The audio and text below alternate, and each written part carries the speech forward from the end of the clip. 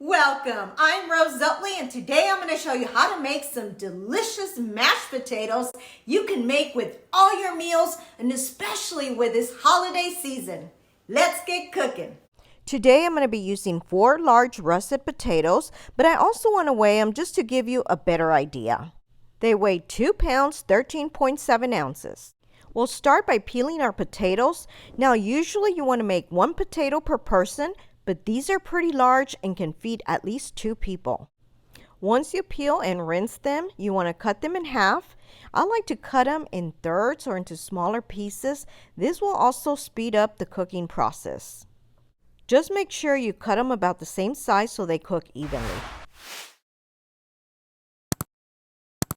Give them another quick rinse, then fill your pot with water, making sure your potatoes are completely submerged in water. Turn your heat to a medium-high heat. I'm at a number 6, and cook them for approximately 20 to 30 minutes.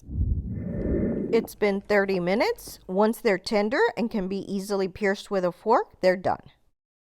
Since I'm draining my potatoes, I wanted to quickly show you this silicone strainer. I love it because it's small. I could just put it in a drawer and it works great. I'll go ahead and post a link in my description section below if you're interested. Place your potatoes in a mixing bowl. Then add 1 whole stick of unsalted butter or 8 tablespoons. Add salt and pepper to your taste. I just got these new salt and pepper shakers. I had some other ones before and I always felt like the pepper never came out enough. And I'm telling you, I'm absolutely loving these. They're working out really good for me.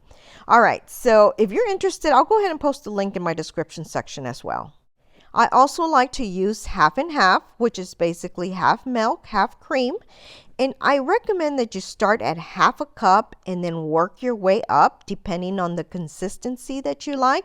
Here I'm going to add half to start. Let's go ahead and start this baby up, and I'm going to start at low speed.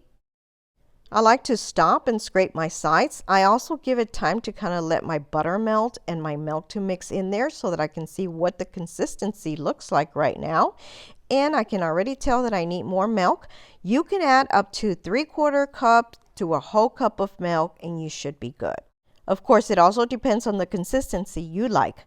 I like mine creamy and fluffy, which is also why I like to use my mixer. If you prefer, you could just use a potato masher as well. This is a good time to try it for salt and pepper again. I'm going to add a little more on mine. Let's give it a quick mix and then add the rest. I'm going to quickly rough chop some dill. Now, if you don't have dill and you have parsley, you can use parsley. All right, so I went ahead and put it in a bowl. Now I'm going to cut a few slices of butter and add them to the top.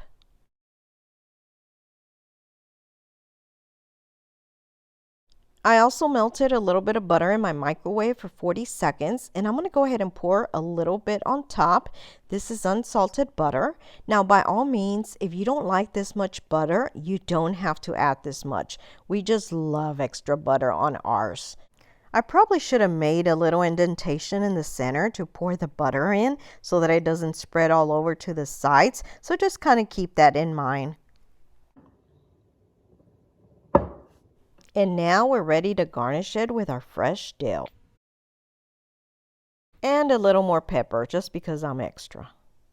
Now take a look at this yumminess. I can already taste it. This is always a big hit at my house. I have other recipes for mashed potatoes. So if you like this, be sure to subscribe, like, and share with your friends. Thanks for watching, guys. If you haven't already subscribed, please be sure to do so below or hit my little picture on the side. Also, don't forget to hit the little bell to get notified of all of my new videos. And please be sure to check out these links on the side. Share with your friends. Thanks for watching and your support.